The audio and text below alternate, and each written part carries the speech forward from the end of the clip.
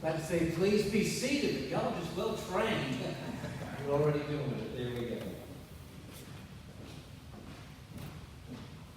Helen is a hostess. Frank works at the mill. Janet teaches grade school and probably always will. Bob works for the city. And Jack's in lab research. And Peggy plays the organ at the Presbyterian Church. And the class of 57 had its dreams. But we all thought we'd change the world with our great words and deeds. Or maybe we just thought the world would change to fit our needs. The class of 57 had its dreams. John is big in cattle, raised deep in debt. Where Mavis finally wound up, it's anybody's bet. Linda married Sonny and Brenda married me. And the class of all of us is just a part of history. And the class of 57 had its dreams. But living life day to day is never like it seems. Things get complicated when you get past 18. But the class of 57 had its dreams. Now, a song came out in 1972 by the Statler Brothers. Some of you may remember it or have heard it. The verses reflect, and there's some I did not read, reflect what happened or what has happened at 15 years after graduation. These people, that class, are in that 32, 33 range where they are in their lives. It's a whatever happened to kind of song.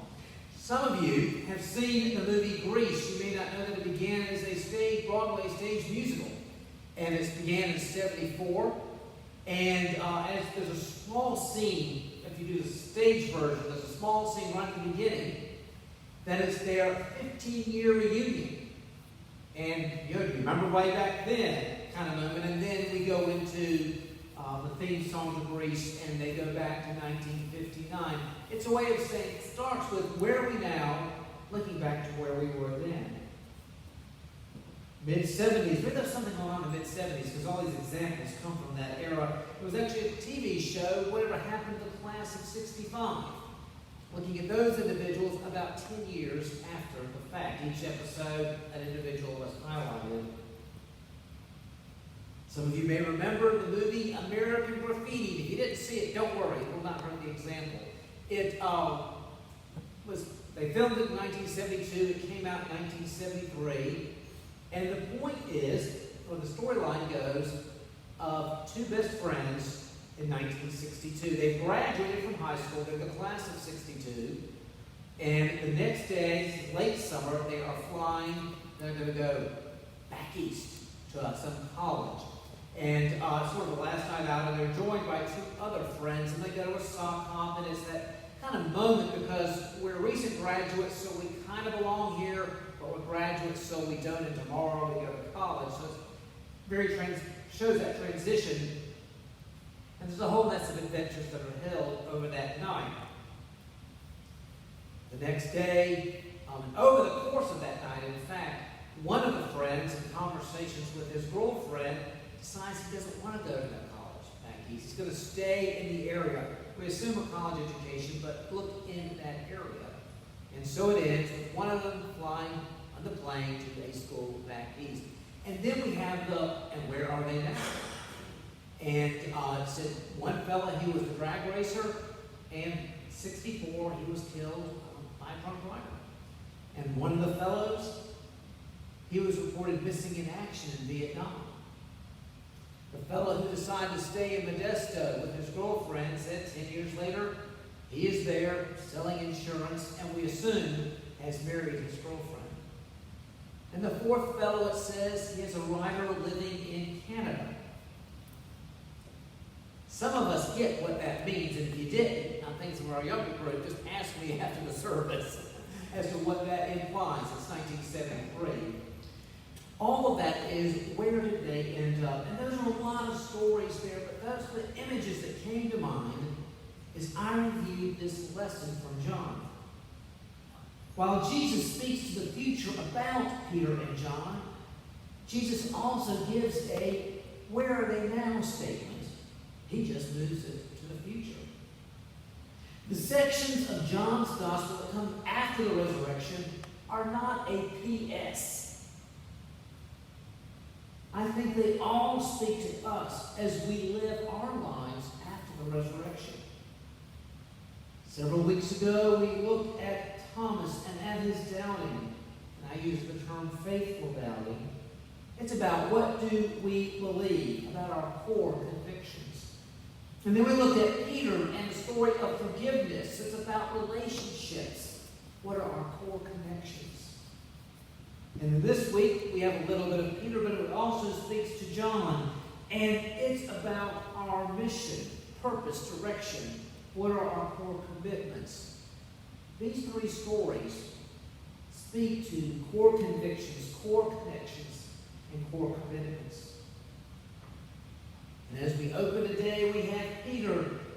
His scene is concluding, and Jesus tells him about his destiny. Yes, feed my sheep, tend my lambs. And Peter will be a strong leader in the early church. In Acts, we will see him bold and confident.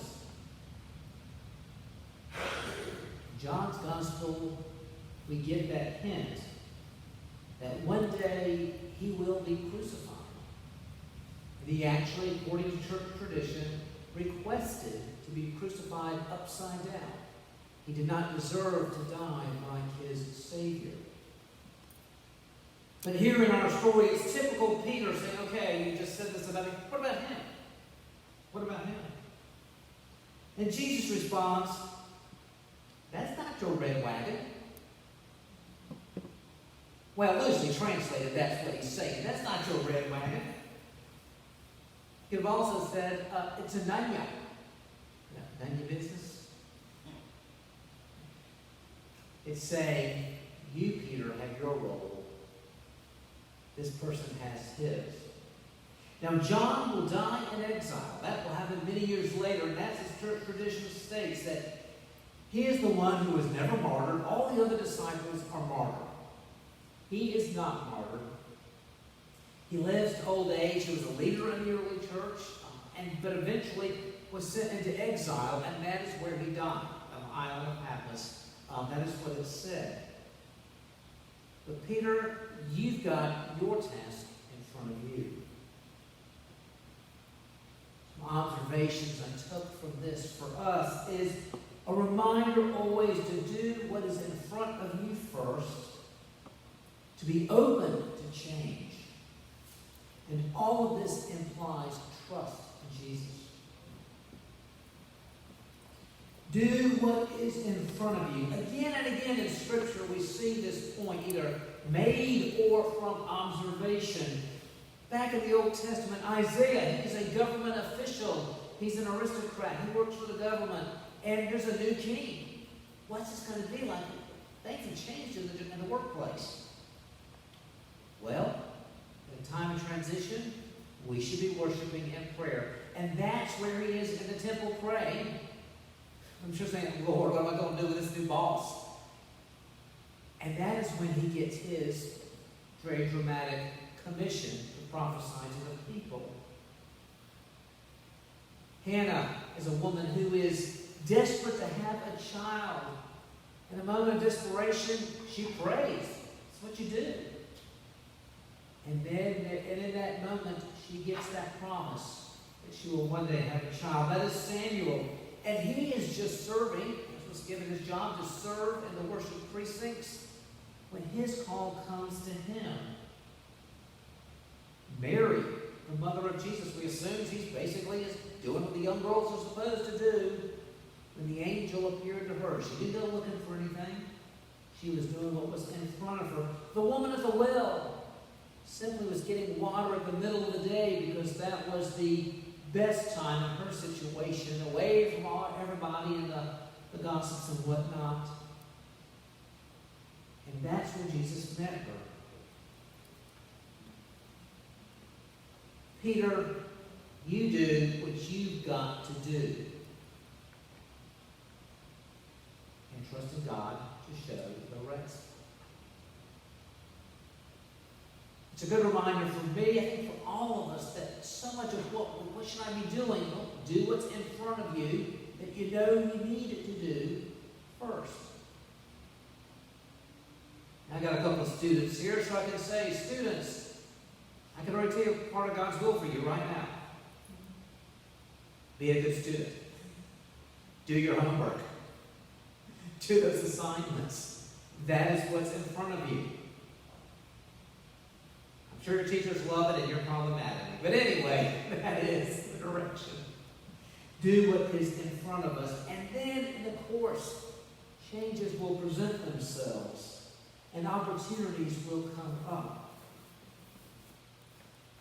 For many people, their work becomes their place of mission. Think of the banker who was a trust officer and saw that as stewardship. Like the Lord has appointed me to be a steward to help people with their finances. That's part of my mission in this life. Some see the mission to be the honest auto mechanic. I've shared before about a friend who's an underwriter in insurance, and at this stage of life, he finds himself now being a bit of a life coach with the other guys in the office of balancing work and family. Many people can see where they're working and with whom they're interacting. This is a mission field for me. For some, though the career is very rewarding, and this is not a put down, it seems that for them, it almost more primarily makes possible their involvement elsewhere that seems to excite them with a sense of mission. I even to the person who is a leader in Scouts. Now maybe they love their job, it's good, but it's just it pays the bills. I really get excited about my work, investing in the lives of these young people. For some people, that seems, something else seems to be their primary mission field. And again, it's how the Lord has placed you. Think of a story shared with my professors at Columbia Seminary. He said that his father-in-law, wife's father, was a long-distance trucker. And he worked hard and he worked well. But for him, when he retired, okay, let's go start traveling. So he turns right around and starts driving again. Now it's the RV. But his wife spent some time traveling. But the professor said, for my father, running his grocery store, a small grocery store in a small community, that was his mission. It was a bit of a drive to the next town of some size where you could have your basic supermarket.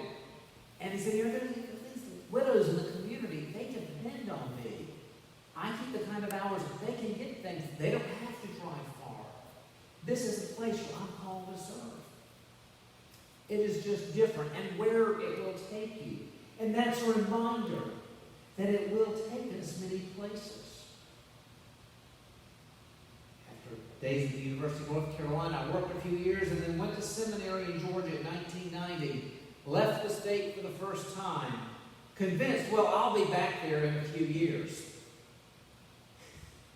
Every time I move, I get further. I love being here, don't get me wrong, but it's like every time I've moved, I've gone further and further away. That's just where the Lord has me. And definitely, I believe I belong here. Don't get me wrong, so don't hear that wrong. I mean, I belong here. It's just one of those funny things. Oh, I'll get back there. I just keep getting further and further away. Don't see myself in California, but, I like it here in Texas. There's stages and things that happen, and we respond in that moment. My mother went to a women's college, Presbyterian Women's College, South Carolina, but she talked about their class reunions and the stages where they saw themselves. There was the one where kind of pretty much wedding rings and babies. That was they were all they were. There was one, so that was the reunion of the divorces, but that was followed by the reunion of the remarriages. And then she said, and I loved her one reunion, I called it the reunion of the screwed up children. Because she came home and she just hugged my sister and she hugged me and she said, I'm just so glad you two are normal.